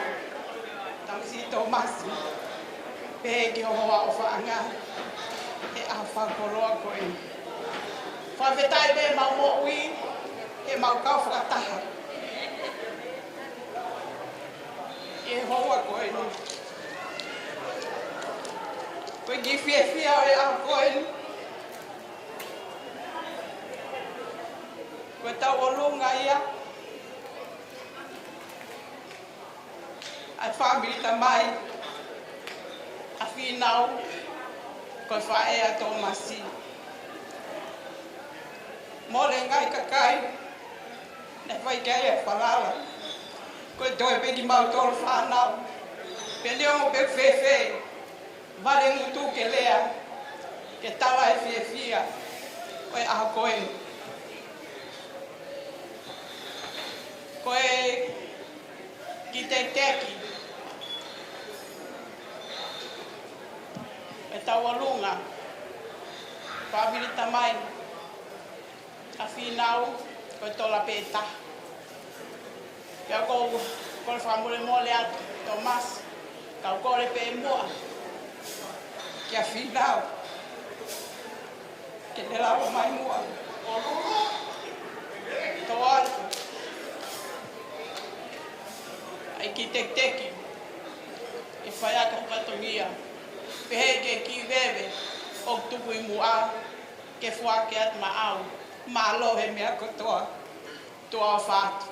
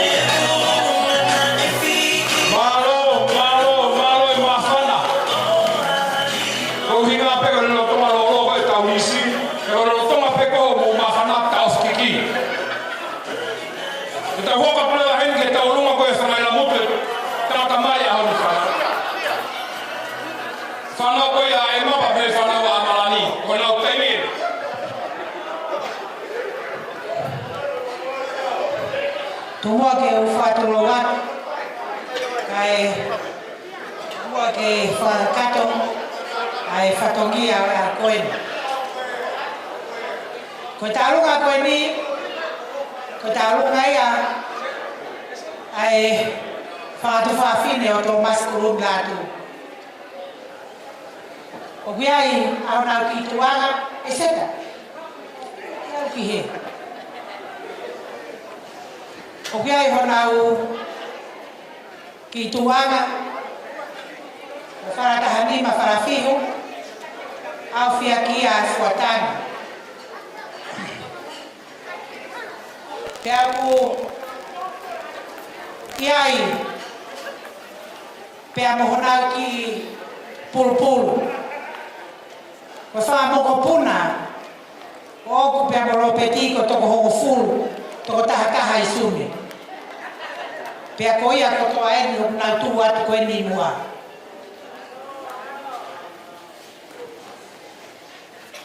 Ko e pulupulu, o e tau olunga ma whamoko puna, ko e whiwhatwha. Pea ko peheni lewa, ai tuanga o e tau olunga, au ma whamoko puna. O kuhonga ka ki maua, me si lava mai, a mere mafi, pe a me i Amerika la. Ko e ofa mai pe, pe a mo hingoa o kui ai. Pe a kou fuaki ai tuanga, pe a ma mere mafi, i he fiafini. Mere mafi, au pe nua moena, whai aki hao tala noa, i whonua la. Kore ke takai atu ai tuanga koe ni. Kataki mai e listeri o toro atu eni. Kai ai habe ai anu ua. Tomas Kulun. Neongo ene mahino ke ate au.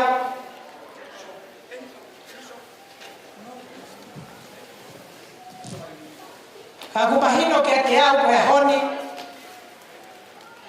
Koe o sieni, ko ke more ai pehe aho.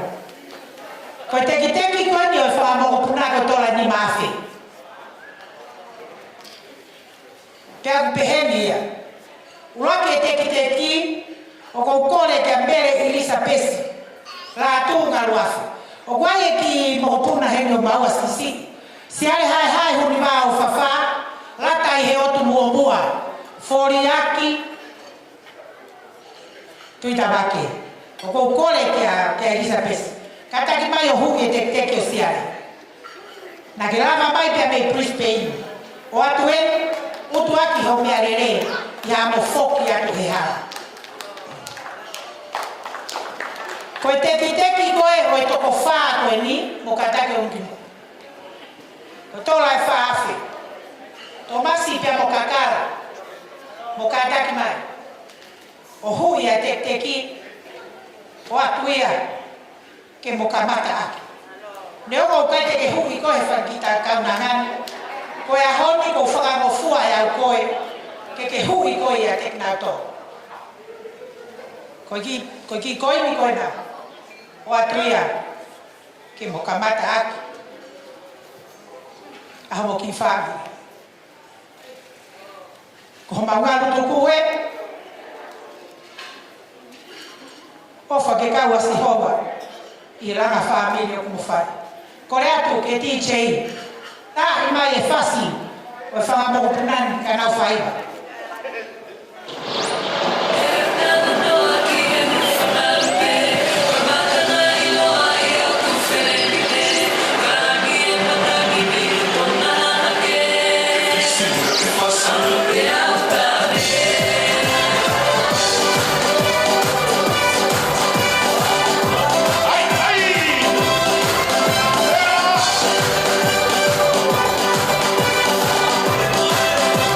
Hey!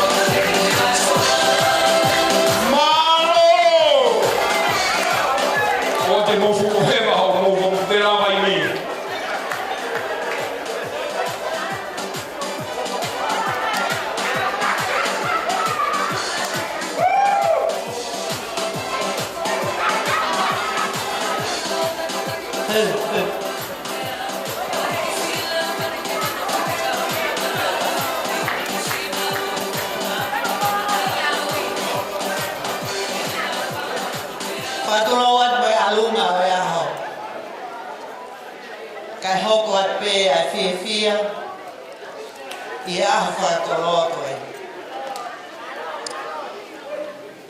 Fia whanga tua maane mo whangatehina mo whangatau keti o kakala ke whai atu hati whame ite i pōnu.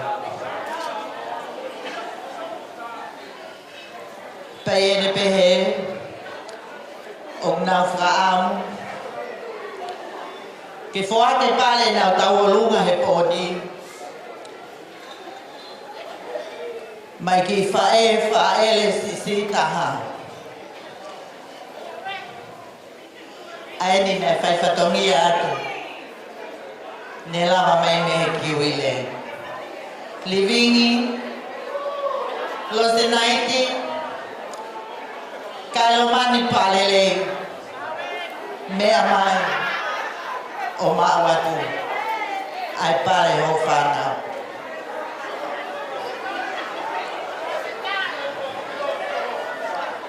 Tai mai ne unofo i he alo i talau malo.